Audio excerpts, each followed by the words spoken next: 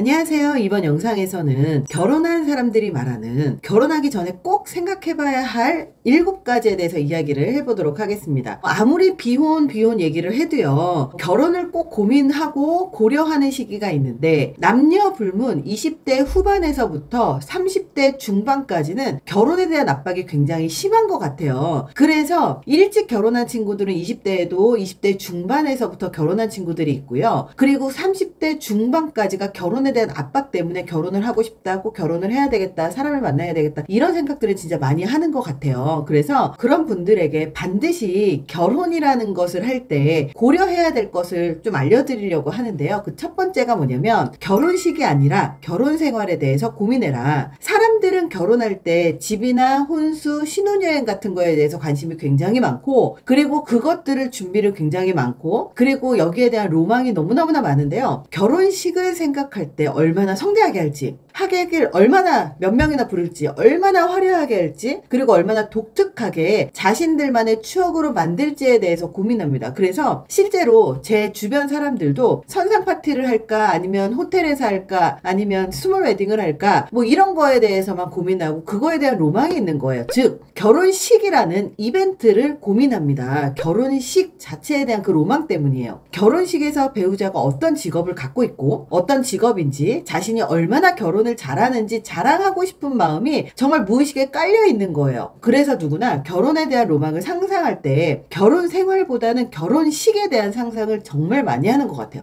하지만 진짜 결혼은요, 결혼식 자체가 아니라 결혼 생활이라는 거예요. 결혼 생활에 맞는 사람하고 맞지 않는 사람이 있어요. 예를 들어서 친구 좋아하고 술 마시는 거 좋아하는데 결혼식이나 결혼을 로망을 갖고 있는 사람들은 자기를 하나도 바꾸지 않으면서 여자하고 혹은 남자하고만 같이 살기만을 바라는 거예요. 결혼 생활은 혼자 살아가는 게 아니기 때문에 이 결혼 생활에 맞는 사람은 따로 있고 결혼 생활에 맞지 않는 사람도 있어요. 그래서 결혼 생활에 맞지 않는 사람은 결혼 생활에 맞는 사람으로 개조되거나 변화되어야 된다는 거죠. 우리는 엄마 대신 음식을 해줄 사람을 찾는 게 아니고 아빠 대신 용돈을 줄 사람을 찾는 게 아니거든요. 근데 이렇게 착각하시는 분들이 의외로 많아요. 무의식적에 깔려있는 거기 때문에 그거를 의식적으로 잘 이해를 못하고 인식을 못할 뿐이죠. 결혼 생활을 유지하기 위해서는요, 자신이 얼마나 상대를 위해서 배려하고 희생할 수 있는지, 결혼 생활을 하는 동안에 자신이 어떤 역할을 지속적으로 할 수 있는지를 고민해야 돼요. 혼자 살 때 자기 식사를 자기가 준비한 것처럼 배우자에게 내가 식사 준비를 일주일에 몇 번 해줄 수 있는지도 생각해보라는 의미예요. 결혼 전에 자신의 생활비를 벌어낸 것처럼 결혼 후에도 자기의 생활비, 그리고 자기가 벌어낸 돈을 벌어낼 수 있는지를 고민해야 되고요. 퇴근 후의 시간에 청소와 빨래, 육아 등과 같이 누군가는 해야 할 일을 누가 얼마나 해야 될지를 고민하는 것처럼 내가 얼마나 책임을 지고 할 수 있는지, 그리고 그것을 얼마나 유지할 수 있는지에 대한 생각을 하고 그것을 얼마나 할 수 있는 사람인지를 알고 난 다음에 해야 된다는 거예요. 결혼이라는 게. 그래서 이거를 못한다면 그냥 단지 소꿉놀이를 그냥 거창하게 하는 것 뿐이라는 거죠. 그렇기 때문에 실제로 결혼 생활에서 내가 어떤 역할, 어떤 실행, 어떤 귀찮은 일들을 할 수 있는 사람인지, 그리고 얼마나 그걸 위해서 노력할 수 있는지를 점검하셔야 돼요. 자, 두 번째입니다. 삶의 목표를 공유하셔야 됩니다. 이혼의 가장 큰 사유가 성격 차이라고 말하거든요. 성격 차이라는 건 세상의 모든 차이를 다 성격 차이라고 불러요. 성 차이, 대화 차이, 집안 차이, 그 모든 것이 성격 차이거든요. 혼자 평생 혼자 살면 혼자만의 삶의 목표대로 그냥 살면 돼요. 전혀 문제 없어요. 혼자 취미생활하고 혼자 친구들이랑 술 마시고 놀고 여행 가고 그냥 혼자 살려면 그렇게 자유롭게 편안하게 살아도 돼요. 근데 결혼을 하면 부부 둘이 자동차 한 대를 같이 타고 가는 것하고 같아요. 자동차 한 대를 타고 갈 목적지가 어디인지에 대해서 충분히 대화를 하고 어떤 과정을 통해서 갈 것인지, 어떤 코스로 갈 것인지, 그리고 어떤 차, 중형이냐 SUV냐 대형이냐 세단이냐, 이것에 대한 그런 과정과 디테일한 것을 충분히 대화하고 방향을 결정해야 되잖아요. 우리 결혼도 마찬가지예요. 어떤 집에서 돈을 얼마를 벌고, 그리고 몇 년 뒤에 집을 완전히 내 집으로 대출 다 갚을 것인지, 아이는 몇 명인지, 그리고 나는 행복을 추구하는지 아니면 성취를 추구하는지 뭐를 추구하는지가 명확하게 대화가 되어야 되고 결정이 되어야 돼요. 문제는 자기 삶의 목표조차 명확하지 않은 사람들이 사람들이 너무너무나 많아요. 그냥 남들이 하는 대로 대학을 가고 남들이 가라는 대로 직장을 다니는 경우가 너무 많기 때문에 삶의 목표까지 주입식 교육으로 주입받았을 확률이 굉장히 높습니다. 배우자와 함께 서로가 생각하는 인생의 방향을 공유하고 가치 있는 인생에 대한 의미를 서로 공유해야 후회가 없다는 얘기예요. 나는 돈을 벌어야 되는 사람인데 이 사람은 쓰는 데에서 재미를 느끼는 사람, 나는 모으는 게 재미를 느끼는 사람인데 어떤 사람들은 종교에서 삶의 의미를 느끼는 사람이 있어요. 이런 것들은 맞춰지는 것도 있고 맞춰지지 않는 게 있단 말이죠. 그렇기 때문에 이렇게 자기가 생각하는 굉장히 중요한 가치 있는 인생에 대한 의미가 무엇인지를 서로 공유하고 그 방향성이 맞아야 함께 살아가면서 서로 행복하게 살아갈 수 있다는 겁니다. 세 번째입니다. 절대 결혼을 서두르지 마세요. 보통 결혼을 서두르는 사람이 있는데요. 이 결혼정년기라고 하는 20대 중후반에서 30대 중후반까지 서두를 가능성이 정말 높아요. 주변 사람들은 결혼을 다 하기 시작했고 가족들이 결혼에 대해서 물어보고 주변에서 결혼을 다 하니까 나도 결혼을 한번 해볼까? 이런 생각도 들고 지금 만나는 사람이 나한테 따뜻하기도 하고 이 사람은 경제력도 있는 것 같고 더 늦으면 결혼을 못할 것 같은 위기감을 느끼는 나이가 있거든요. 그리고 또 이런 나이인 것뿐만 아니라 지금 만나는 사람이 너무 좋고 너무 사랑하는 마음에 떨어지기 싫어서 결혼을 추진하기도 합니다. 아이러니하게도 결혼은요 열렬하게 사랑하는 사람보다 편안한 사람하고 할 때 더 행복하거든요. 이혼 전문 변호사는 중매 결혼과 연애 결혼 중에서 연애 결혼의 이혼 확률이 더 높다고 얘기를 해요. 중매 결혼은 서로에 대한 정서적인 기대치가 높지 않고 그리고 적당히 스펙이나 이런 게 맞춰서 하기 때문에 의무를 다하기도 하고 많은 기대치가 없기 때문에 싸우더라도 크게 번지지 않는다고 얘기를 해요. 하지만 연애 결혼은 연애 때 너무 열정적으로 헌신했던 사람이 결혼 후에 변했다라고 느끼거든요. 그 이유가 기대치는 높아지고 그리고 시간이 지나면서 사랑은 좀 변화되고 그리고 또 처음에 열렬하게 사랑했었던 게 사실은 나중에 편안함으로 바뀌는데 이 편안함에 대해서 인식하지 못하고 받아들이고 있지 못하기 때문에 이 이혼에 대한 확률이 높은 이유는 그 실망 때문에 자주 싸우기 때문에 성격 차이가 나타나기 때문에 이혼하게 된다는 거예요. 결혼은 계약입니다. 자신의 일생을 함께 할 사람을 선택을 하는 굉장히 중요한 정말 무르기 되게 힘든 계약이에요. 근로계약도 신중하게 해야 되고요. 비즈니스 계약도 정말 신중해야 돼요. 하다못해 100만 원짜리 휴대폰을 고를 때도 신중하게 비교하고 따지고 고르고 또 고르거든요. 근데 결혼은 그렇게 비교하고 따지고 고르고 고르는 것을 굉장히 죄악시하는 거예요. 근데 중요한 건 나하고 정말로 맞는지 내가 원하는 사람이 맞는지 그리고 같이 평생을 20년 30년을 살 사람인데 정말 이 사람하고 함께 하고 싶은지 정말 신중하게 고민하고 비교하고 따지고 고르고 골라야 돼요. 이게 정상입니다. 그렇기 때문에 이런 결혼을 20대 같은 경우는 무슨 사랑의 서약이라도 하느냐 혼인신고 그 서류를 제출을 해버리는 불장난같이 하는 경우들도 있어요. 사실 한번 그렇게 제출을 하고 나면 무르기 정말 어렵거든요. 일생을 함께할 배우자를 선택하는 것이기 때문에 사랑에 일시적으로 사랑의 감정에 빠져서 충동적으로 선택을 하거나 남들이 다 결혼하니까 늦어지면 결혼을 못할까봐 시간에 쫓겨서 결혼을 추진하면 안 된다는 말이에요. 자, 네 번째입니다. 자신을 중심으로 두고 배우자를 선택하세요. 결혼을 할 때 오랜 시간 사귀었다는 이유로 결혼을 하는 사람이 있고요. 상견례를 했기 때문에 결혼을 하는 경우도 있어요. 그냥 오래 만났으니까 당연히 결혼해야 되는구나 생각하는 경우도 있는 거예요. 근데 문제는요. 상대방의 심각한 문제 혹은 둘의 심각한 문제를 발견했어도 그냥 결혼을 해야 한다고 생각하거나 주변 사람들한테 다 알렸으니까 그 주변 사람들의 시선 때문에 어영부영 결혼까지 하는 경우도 있어요. 상대방에게 자신이 없으면 안 되는 사람이라고 생각을 해서 결혼을 결심하는 사람들도 있는데요. 이런 식으로 결혼을 결심하면 절대 안 돼요. 결혼은 내가 행복해지기 위해서 하는 거거든요. 내가 인생을 살아가면서 함께 여생을 보내고 싶고 이 사람이랑 살면 행복해질 수 있겠다라고 믿어 의심치 않는 한 사람을 선택하는 게 결혼이에요. 결혼을 결심하기 전에 자기 자신에 대해서 먼저 알아야 돼요. 자기를 중심으로 배우자가 될 사람과 배우자의 집안을 살펴봐야 합니다. 합니다. 예를 들어서 자기는 일과 직업에 대한 욕심이 많아서 일 중심적으로 살아가는 사람이라면 배우자의 내조 혹은 외조가 필요할 수밖에 없겠죠. 일에 몰입하게 해줄 수 있는 배우자를 선택하는 게 필요하다라는 말입니다. 배우자가 될 사람은 괜찮은데 집안이 찢어지게 가난한 사람이라면 내가 그 집안을 받아들일 수 있고 심지어 심한 경우에는 먹여 살릴 수 있는 사람인지까지 고려해야 된다는 거예요. 그래서 이렇게 내가 그것을 받아들일 수 있는 사람인지를 아는 게 정말 중요합니다. 다섯 번째는요, 상대방을 다양한 관점에서 확인을 하십시오. 만약에 취미생활을 하다가 만났다면 취미와 관련되어 있는 대화는 잘 맞을 거예요. 그래서 정말 잘 맞는 소울메이트라고 착각할 수도 있어요. 문제는 한 인간을 정의하는 게 그렇게 간단하지 않습니다. 우리 자신의 24시간 1년 365일을 관찰해보면 너무나 다양한 정체성의 나 자신이 있다는 걸 알게 돼요. 자녀로서의 나, 직장인으로서의 나, 취미생활하는 사람으로서의 나, 친구들 사이에서의 나,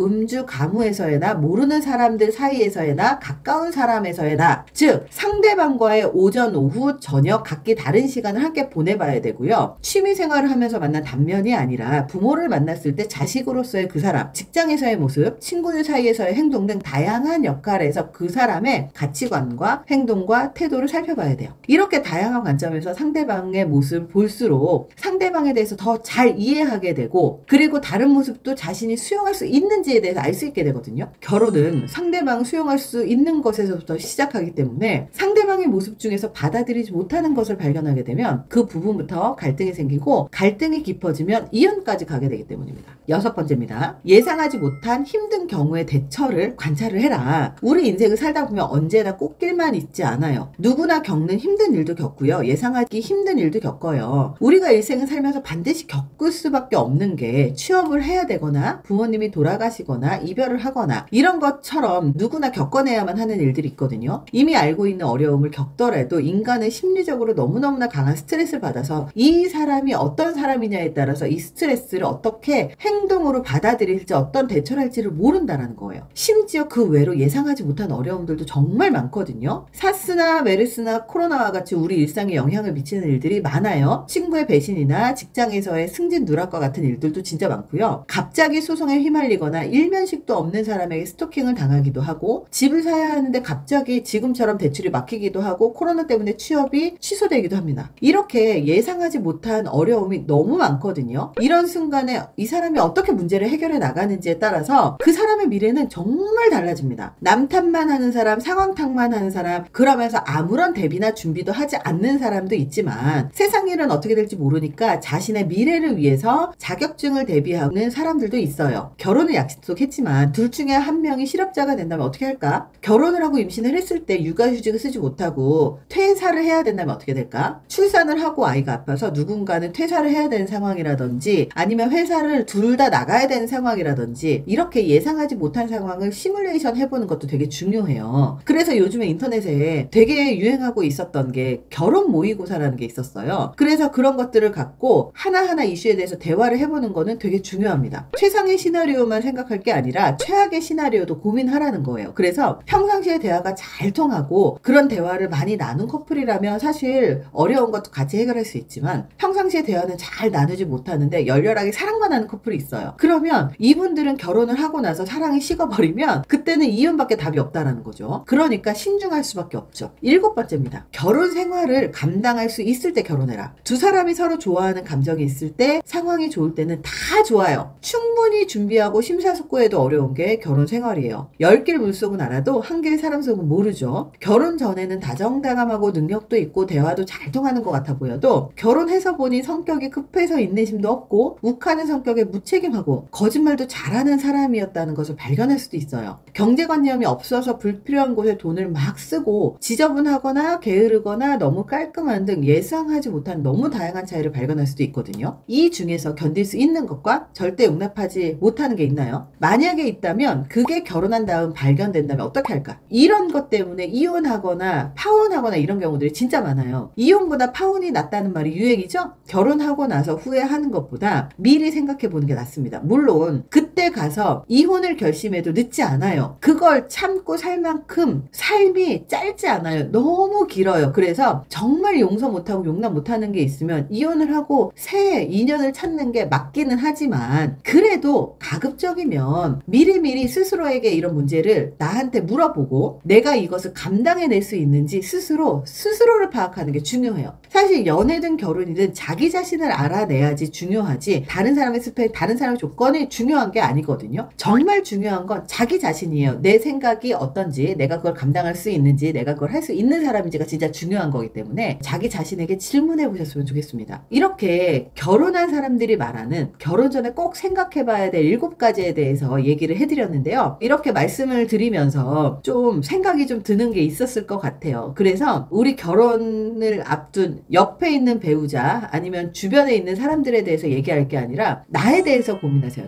그게 정답입니다. 자, 이번 영상이 도움이 되셨길 바랍니다. 감사합니다.